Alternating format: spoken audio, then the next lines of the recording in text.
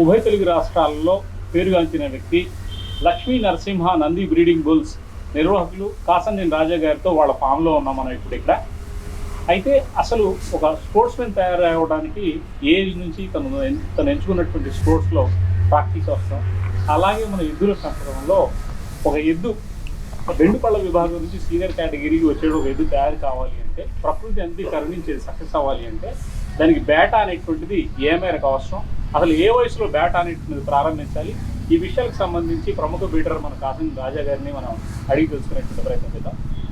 Sir, అసలు మనకి ఒంగోలు జాతికి సంబంధించింది చూస్తే ఆవులు పెయ్యల్లో డిసైడింగ్ ఫ్యాక్టర్ అనేటువంటిది మనం వాటి యొక్క జాతి వాటి నుంచి ఆవు నుంచి కానివ్వండి గిత్త నుంచి కానివ్వండి అసలు ఎలా తీసుకుంటాం ఏంటి సార్ చెప్పండి. ఈ ఒంగోలు జాతి అనేది 2 రకాలు ఉంటాయండి, ఎర్రమడి నల్లమడి అని 2 ఉంటాయి ఆవుల్లో.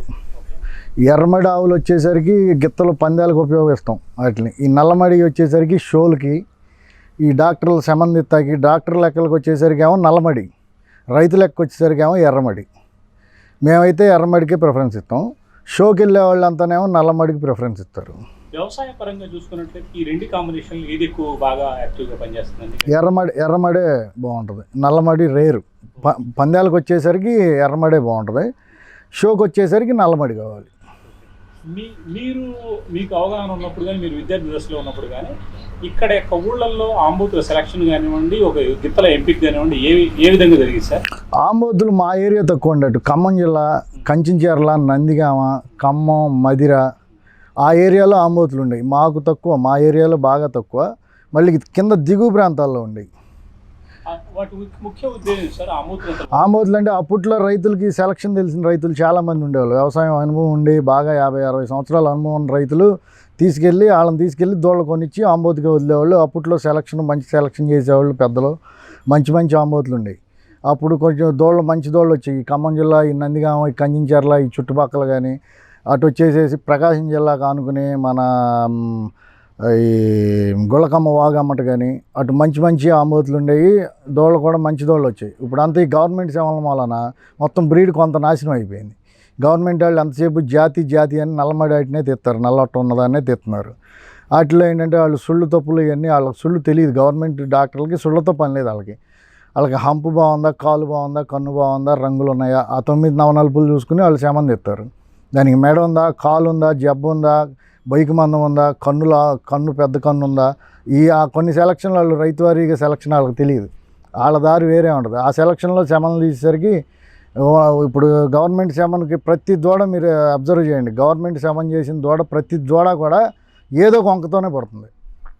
జాతి పడుతుంది కానీ ఏదో కొంక, సుడి తప్పో ఇంకోటి తప్పో, బొడ్డు బారు లక్షణాలు కూడా అన్నీ బాగుంటాయి, సుడి తప్పు ఉంటుంది.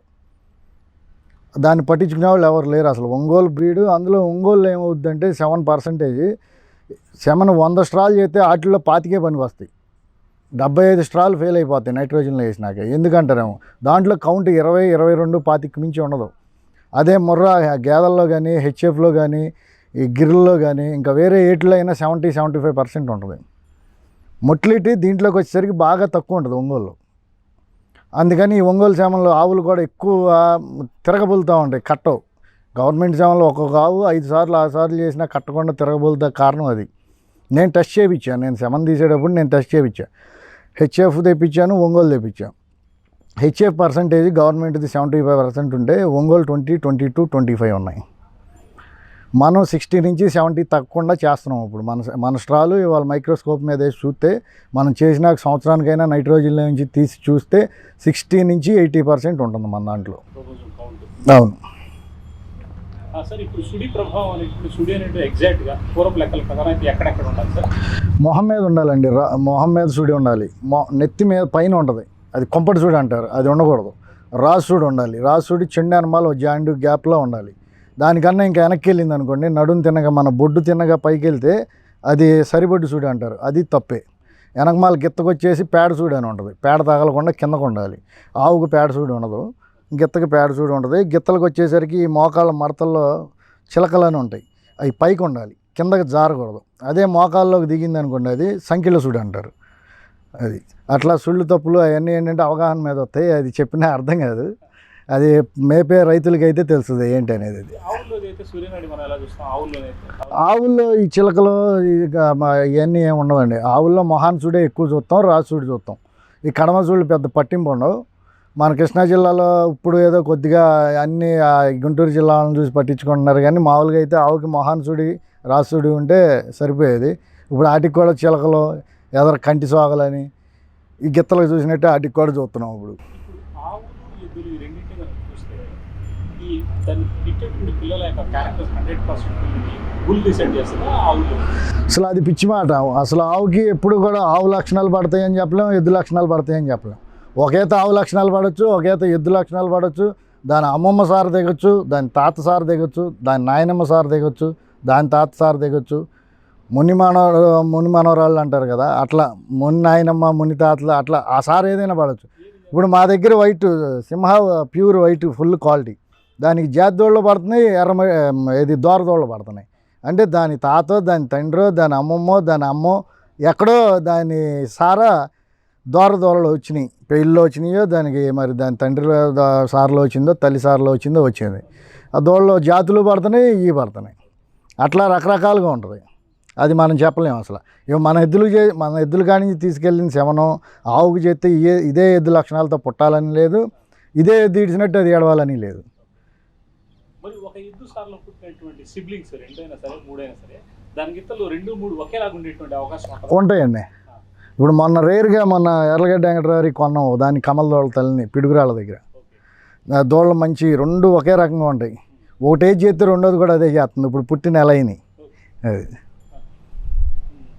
ఇప్పుడు పాలచారుని డిసైడ్ చేసేటువంటి కెపాసిటీ అది ఎద్దు నిర్ణయిస్తుందా, ఆవులు సహజంగా ఆవులో ఉండాలండి. ఆవులో ఉండాలి. ఎద్దు కూడా పాలసారం ఉందంటే దానికి కింద బీర్జాలు బారు ఎక్కువ ఉంటాయి, లావు ఉండాలి, బీర్జాలు బారు ఉండాలి. ఆ బారు ఎక్కువ ఉండి లావు ఉన్నదానికి పాలసార ఎక్కువ ఉన్నట్టు దాని తల్లి దగ్గర. ఎద్దులో అయితే అలా చూస్తాం. ఆవులు అంటే కట్టును బట్టి మనకు అర్థమవుతుంది, రొమ్ముపాటు కానీ ఎనమాల కింద కట్టు కానీ దాన్ని బట్టి ఆవునికి చేస్తాం. ఎద్దుకు వచ్చేసరికి ఏంటంటే బీర్జాలు లావు ఉండి కొంచెం బారు ఉన్నదానికి దాని తల్లి పాలసార కలది అని లెక్కేస్తాం. ఓకే, ఇప్పుడు కొత్త వాళ్ళు ఒక పెయ్యని మంచి బాగా మేపు యాజమాన్యం చేసినటువంటి వాళ్ళని అది 3వ ఈత 4వ ఈత అనేటువంటి మనకి ఎలా గుర్తించాలి? ఆవు కొమ్మును బట్టి ఆవు ముదిరిన దాన్ని బట్టి మనకు అర్థమవుతుంది. మ్యాక్సిమం 2 ఈతల వరకు అయితే చెప్పగలుగుతాం. ఇంకా పెద్ద వయసు ఉన్నదాన్ని మనం చెప్పలేం. అది 4 ఈనిందా 5 ఈనిందా 6 ఈనిందా 2 అయినా ఒకటి ముదిరిపోద్ది, అది చెప్పేది కాదు. అది ఏంటంటే ఏదో అవగాహన మీద అంటూ ఉంటారు, కానీ కరెక్ట్గా అయితే చెప్పలేం. 2 ఈతల వరకు చెప్పగలుగుతాం, తర్వాత కష్టమే. ఇప్పుడు మీకు నచ్చినటువంటి బుల్లు కావచ్చు, త్యాగి కావచ్చు, సింహ కావచ్చు, ఇంకొకటి ఏదైనా కావచ్చు, దీని లక్షణాలు ప్యూరిటీ 100% మనం తీయాలి అంటే అది ఎన్నేళ్ళకి పాసిబిలిటీ అవుతుంది? సేమ్ రావాలంటే ఇప్పుడు దీన్ని ఒక ఆవుకి చేసామనుకోండి, ఇటు శమనం దానికి దూడ పడుద్ది.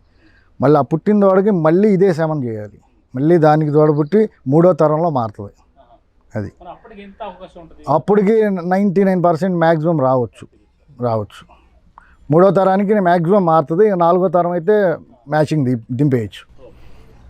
ఇలా పాసిబిలిటీ మీరు మీ లక్ష్మీ నంది నరసింహ నంది బుల్ ద్వారా చేస్తారా? ప్రస్తుతానికి అయితే నేనేం చేయలేదు. కాకపోతే ఆవులన్నిటికీ శమనం చేసాం. వెంకటరావు దగ్గర ఉన్న ఆవులకి కొన్ని దోళ్ళ దిగినాయి.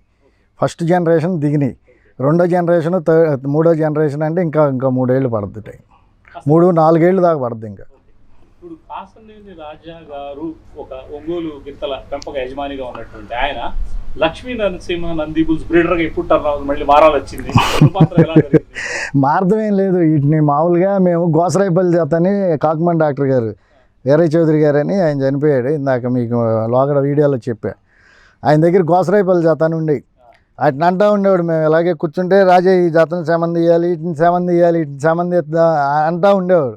అసలు ఆ శమందిత్వం ఏంటో తెలియదు, వాటిని ఎలా తీయాలో కూడా తెలియదు. ఆయనకి తెలియదు, నాకు తెలియదు, అనుకుంటూ ఉండేవాళ్ళం. అట్లా ఆ క్రమంలో నేనేంటంటే ఈ 2 కులాలు కరెక్ట్గా సెట్ అయినాయి. శమందిత్తాకి రంగులు గింగులు అన్నీ కుదిరినాయి. సరే ఎప్పటి నుంచో తీద్దాం అనుకున్నాగా వీటిని తీద్దామని మాట వరుసకి ఆయనతో నేను అన్నా, గోసరాయిపల్లి వాటి మీద కోరిక మనకి ఎట్టగో తీరలా, వీటి మీద కోరిక తీర్చుకుందాంలే అనుకున్నాం మేము. ఈలోపు ఆయన ఈ కరోనాలో కాలం చేశాడు. తర్వాత నేను కూడా ఈ ఫీల్డ్లోంచి ఈ పందాల్లోంచి బయటకు వద్దాం అన్నట్టు నేను కూడా 2 జతలు తీసేశాను. ఈ తర్వాత ఖాళీగా ఉంటున్నాం కదా, ఏమి తోయిక ఊరినే సరదాగా రైతుల కన్నా ఉపయోగపడతలే, మన దగ్గర వస్తువులు ఉన్నాయి కదా, తీద్దామని ఫస్ట్ మాకు తెలియక వాళ్ళని తీసుకొచ్చి అటర్ ఫెయిల్ అయ్యి ఏదో చేసాం పిచ్చి పిచ్చి పనులని. తర్వాత సరైన అతను దొరికాడు, గుజరాత్లో ఉన్నాడు అతను. బ్రిజిలియన్స్ దగ్గర నుంచే నేర్చుకుని అక్కడ తీస్తాడు భావనగర్లో. అతన్నే తీసుకొచ్చి ఇప్పుడు అతనే మనకు ఫోన్ చేస్తే అమ్మటే వస్తాడు. ఒక నెల 15 రోజులు 2 నెలలు ఉండి చేసి వెళ్తాడు. ఇప్పుడు మనం మొదలుపెట్టినా ప్రతి సంవత్సరం వచ్చి తీసి వెళ్తున్నాడు. ఈ సంవత్సరం ఎద్దులు కొంచెం వయసు మీద పడినాయిలని నేను హ్యాపీ చూద్దామని. లేత మార్చి ఏప్రిల్లో తీస్తున్నాం, ఈ సంవత్సరం తీలే. ఒకవేళ ఎద్దులు అంతా బాగుంటే ఈ వానలు వెళ్ళినాక చలికాలం వచ్చినాక అక్టోబర్ నవంబర్లో మళ్ళీ ఒకసారి తీద్దాం. మిక్సింగ్ బాగుంది, శాంపిల్ తీసాం ఒక 100 స్ట్రాలు. ఆ 100 స్ట్రాలు కూడా క్వాలిటీ బాగా వచ్చినాయి. ఈ లోపు అంతా దేవుడు బాగా చూసి ఎద్దులు ఏమీ కాకుండా అంతా బాగుంటే కనుక మిక్సింగ్ తీస్తాయి ఈసారి అక్టోబర్ నవంబర్లో. ఇక లాస్ట్ టైం అవుద్ది వీటికి. ఇక తీస్తాం, నెక్స్ట్ తీస్తే ఇక లాస్ట్ ఇక అయిపోద్ది. దాటి పని కూడా అయిపోయింది. ఇప్పటికే ఇబ్బంది పడుతుంది, కాళ్ళు అవి వాపులు వచ్చేసి ఎద్దులు లేకలేక. ఈ 3 నెలలు ఎద్దులు ఏమైనా తేడా పడకుండా బాగుంటే కనుక మిక్సింగ్ స్ట్రాలు తీస్తాం. అది ఇప్పుడు త్యాగి లవర్స్ చాలా మంది ఉన్నారు. అవును, సింహాకు కూడా ఉన్నాయి. అవును. సో ఇటువంటి పరిస్థితుల్లో వీటి కావాలి అని చెప్పేసి మీరు అడిగితే ఎంతమంది సప్లై చేయగలరు? నేను అసలు చాలామందికి ఇచ్చానండి. నేను రైతు వారీగా పందిగాళ్ళకి కానీ ఇప్పుడు నా స్ట్రాలు హైదరాబాద్ ఎక్కువ వాడుతున్నారు ఏంటి, వైజాగ్ ఎక్కువ వాడుతున్నారు.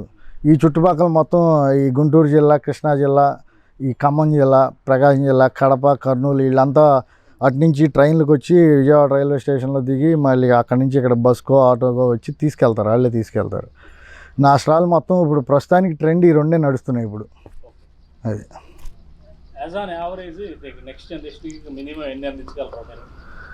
అందిస్తామంటే ఇప్పుడు ఆల్రెడీ నా దగ్గర 35,000 45,000 35,000 నుంచి 40,000 స్టాల్ ఉన్నాయి నా దగ్గర.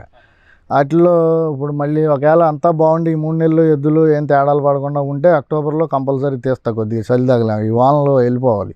ఇప్పుడు మోటివేటు తీయొచ్చులే కానీ ఈ వాతావరణం సెట్ అవ్వదు. ఎద్దులు వయసు ముదిరి ఉంది కదా, కొద్దిగా చలిగాలు తగిలి కొద్దిగా పచ్చ మేతలు వచ్చి పచ్చజొన్న అది తింటం మొదలు పెడితే ఎద్దులు కొంచెం బాగుంటాయి.